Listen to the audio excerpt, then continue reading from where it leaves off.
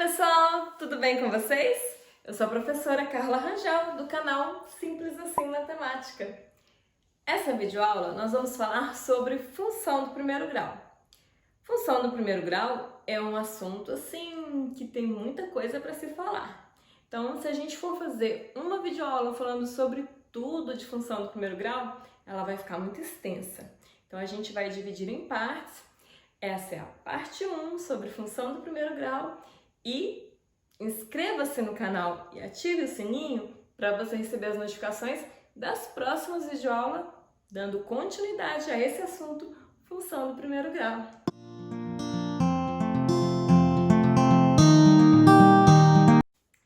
Observe essa situação. Um vendedor de sorvetes recebe R$10 por dia, mais R$2 por cada sorvete vendido. Então, nessa situação aqui, se a gente quiser saber quanto que ele vai receber se ele vender 15 sorvetes no dia, qual vai ser o salário no final do dia? O que a gente vai fazer? Tem aqui esses R$10, que é uma parte fixa. Independente de quantos sorvetes ele vender no dia, esses R$10 aqui está garantido. É a parte fixa do salário diário dele. E mais R$2 por cada sorvete vendido. Então, essa daí é uma parte variável. É uma parte que depende de quantos sorvetes ele vai vender. Então, olha só. Quero saber quanto que ele recebeu no dia em que ele vendeu 15 sorvetes. Então, ele recebeu R$10, 10 mais R$2 por cada sorvete vendido. Ele vendeu 15. Então, 2 vezes 15. Então, o resultado disso aí é o salário no dia em que ele vendeu 15 sorvetes. Aqui, o que eu tenho que fazer? Multiplicação antes da adição, né? Essa soma aqui, ó, o 10 vai esperar. O 10 que está somando vai esperar aqui, porque primeiro eu vou multiplicar. 2 vezes 15, 30. Agora sim, depois da multiplicação, 10 mais 30, 40. Então, se ele vender 15 sorvetes,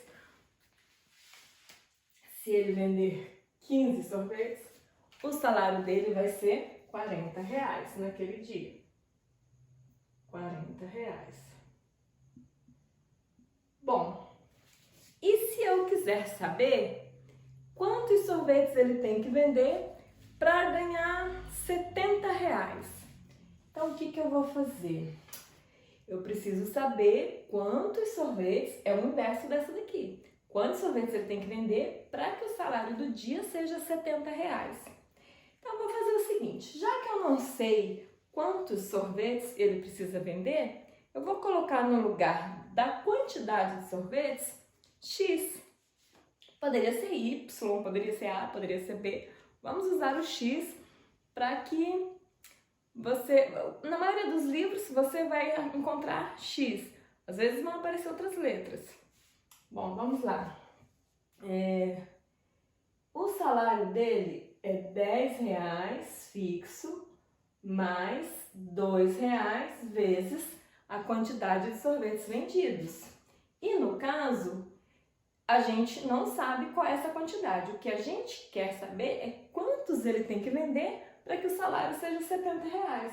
Então, eu vou colocar um X no lugar da quantidade de sorvetes. Isso daqui é o salário dele. E esse salário a gente quer que seja R$70. Então, eu vou colocar igual a 70. Agora, resolvendo isso daqui, que é o quê? Uma equação de primeiro grau. Inclusive, quem tem dificuldades para resolver equações do primeiro grau, eu vou deixar na descrição do vídeo o link de uma aula só para equação do primeiro grau, tá bom? Então, essa é uma equaçãozinha do primeiro grau. Vamos resolver. Antes da igualdade aqui, eu vou deixar o 2x. 2 vezes x, 2x, que é igual a 70. E o 10, que está antes da igualdade positivo, eu vou passar para depois da igualdade negativo. Menos 10. Tem alguns professores que explicam, né, daquela forma, menos 10 de lá, menos 10 de cá, para equilibrar a equação. Mas a gente já fazendo do método mais rápido, mais prático, né? Você muda o sinal aqui, tá? Antes da igualdade positivo, passou para cá negativo. Então, 2x é igual a 70 menos 10, 60. Agora o 2 está multiplicando, vai passar para o outro lado da igualdade, dividindo.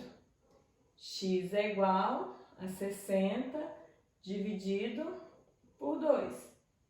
X é igual a 30. O que nós encontramos? A quantidade de picolés que ele precisa vender para que o salário dele no dia seja R$70. Então, aqui são 30 picolés, não, né? Sorvetes. Ele precisa vender 30 sorvetes para que o salário dele seja R$70.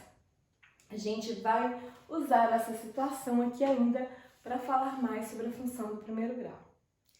A função do primeiro grau, ela tem esse formato aqui. F de x igual a x mais b, sendo que a e b são números reais. A pertence aos reais e b pertence ao conjunto dos números reais.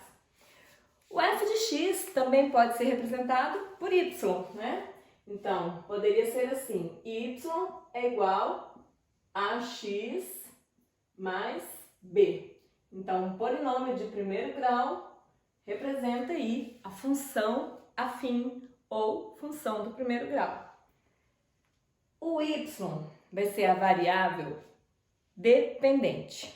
Por quê? O valor de y, ele depende do valor de x. O x é a variável independente. E aí a gente tem os coeficientes a e b. Esse coeficiente b é um valor fixo, é o termo independente. E esse coeficiente a é um valor variável. Bom, lembra da situação anterior? Olha só, o salário, o valor que o rapaz receberia ao final do dia, o vendedor de sorvetes, era R$10 fixo, mais R$2 pela quantidade de sorvetes vendidos. Ou seja, tinha uma parte fixa e uma parte variável. Então, essa situação aí do salário do vendedor de sorvetes pode ser representado assim numa função do primeiro grau. Olha como que ficaria aquele exemplo que a gente acabou de ver. Y seria o salário dele, que é o que depende do quê? Da quantidade de sorvetes vendidos. Então, essa é a variável dependente. Y, o salário dele, é igual a vezes x, que é a quantidade de sorvetes, é a variável independente, mais b, que seria a parte fixa do salário dele. Então, aqui o a, R$2 é o que ele ganha por cada sorvete vendido. 2 vezes x é a quantidade de sorvetes vendidos, mais os R$10 que é fixo. Ele vai ganhar de todo jeito. Toda vez que ele for trabalhar vendendo sorvetes, ele vai ganhar esses R$10 aqui. Então, y igual a 2x mais 10 é uma função do primeiro grau. É a função que representaria essa situação do exemplo anterior. Bom, aí aqui, aqui a gente pode calcular, por exemplo, se ele vender 15 sorvetes, igual a gente fez antes, o x é igual a 15, quantidade de sorvetes. Então, o salário dele vai ser 2 vezes 15 mais 10. Então, o salário dele, 2 vezes 15, 30, mais 10. Y é igual a 30 mais 10, 40. Aqui a gente formou um par ordenado que pertence a essa função aqui. Y igual a 2x mais 10. O par ordenado onde o x vale 15 e o y vale 40. A gente já tinha resolvido antes esse aqui, né? Então, olha só. Agora, se eu quero encontrar o valor de x tendo o valor de y, que no caso da situação anterior foi quando a gente queria descobrir a quantidade de sorvetes vendidas que ele teria que vender para que o salário fosse R$70. Então, quando a gente já sabe y e está procurando x, o que a gente vai fazer? Vamos supor aqui, eu quero encontrar o valor de x para que y seja, vamos colocar um outro valor, quero que y seja 50. Para que y seja 50, qual vai ser o valor de x? Então, eu vou pegar aqui, o y é 2x mais 10, então 2x mais 10, 2x mais 10, que é o y, igual a 50. Então, 2x é igual a 50, e o 10 passa para cá negativo, menos 10. 2x é igual a 50 menos 10, 40. X é igual a 40 dividido por 2. X é igual a 20. Então, nesse caso, a gente tem um outro par ordenado, onde o x vale 20 e o y 50. X 20, y 50. Lembrando a vocês que par ordenado sempre será primeiro o valor de x e depois o valor de y, né? Par ordenado é assim. A variável independente primeiro e a variável dependente depois. A representação gráfica de toda função do primeiro grau, de função afim, é sempre uma reta, certo? Função do primeiro grau, função afim, o gráfico é uma reta. Bom, esse é o formato da função do primeiro grau, né? f de x igual a x mais b, sendo que a e b são números reais. Tá. E se o a for igual a zero? Aí a função a gente chama de função constante. Função constante se a igual a zero. Então ela vai ficar do tipo assim, f de x igual a b. Porque se o a vale zero, 0 vezes x, 0, ficou só o b. f de x igual a b continua sendo uma função do primeiro grau, mas é constante. Então um exemplo, f de x igual a 1. Aí o gráfico da função constante vai ficar uma reta paralela ao eixo x. Essa reta aqui de preta, não sei se dá para observar, a reta preta é a reta que representa essa função aqui, f de x igual a 1, que é um exemplo. É uma reta paralela ao eixo x, porque para todo valor de x que você atribuir a x, o y, o f de x, sempre vai ser 1. E se o termo b for igual a zero? Aí a função é linear. A função do primeiro grau vai ser uma função linear. Se o b é igual a zero, ela vai ser do tipo f de x igual a x. Não vai ter mais b. Por quê? Porque o b é igual a zero. F de x igual a x é uma função do primeiro grau linear. Exemplo, f de x igual a 2x. Esse é um exemplo de função linear. Só tem o termo a que vale 2 e não tem o termo b.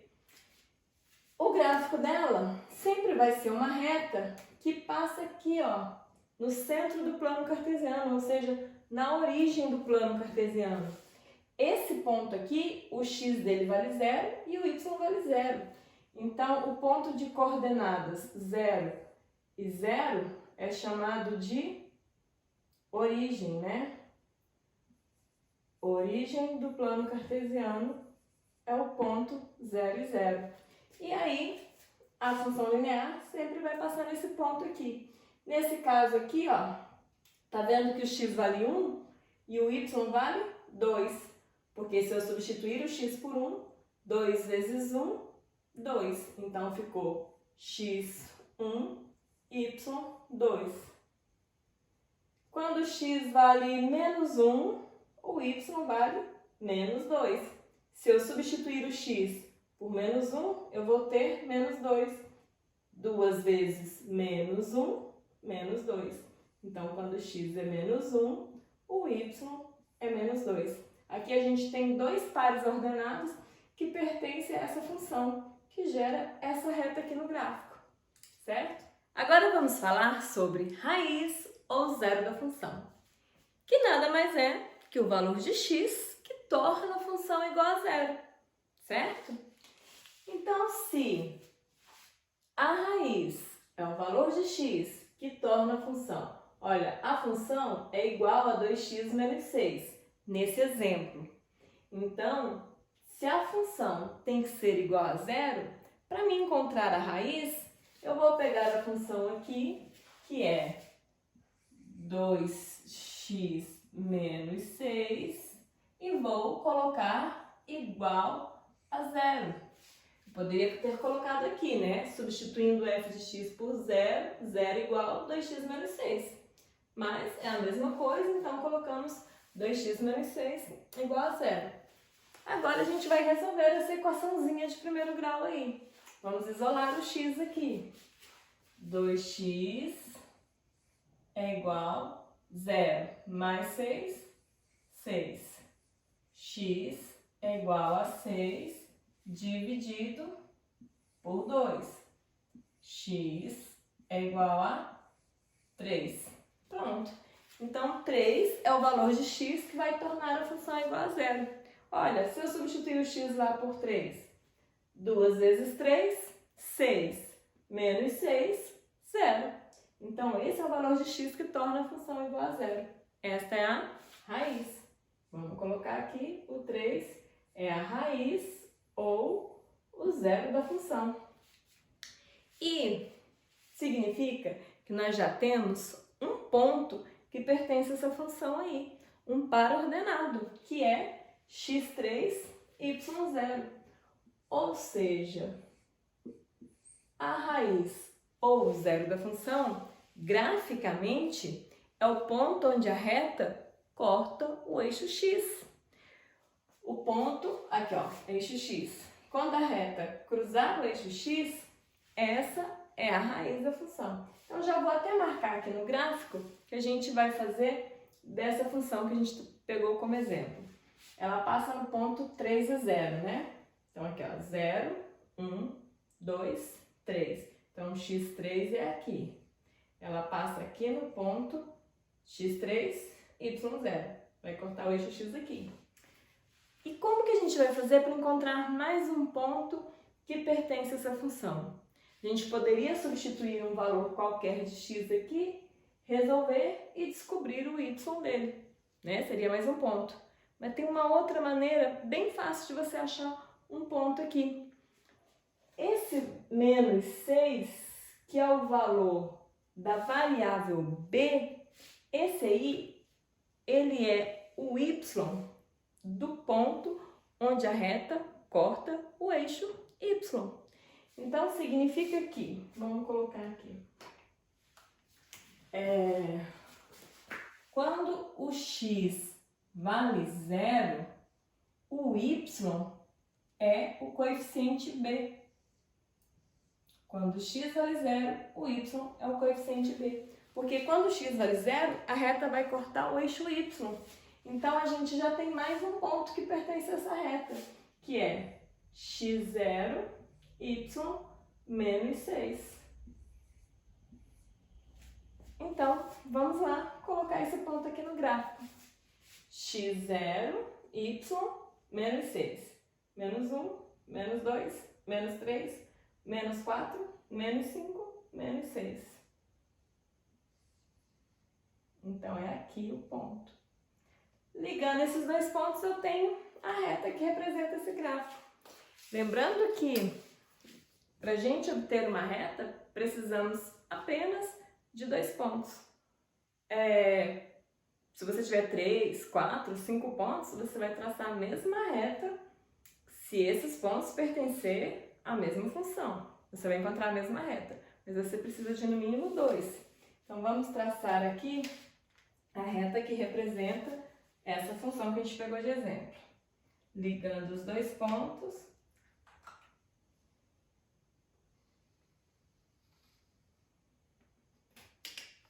Essa é a reta que representa essa função que a gente pegou de exemplo aí.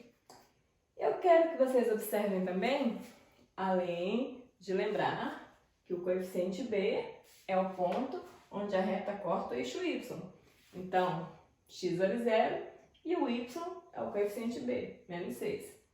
E a raiz que a gente encontrou aqui, igualando a função a zero, isolando x, a raiz é o valor de x, quando y é 0, é onde a reta corta o eixo x.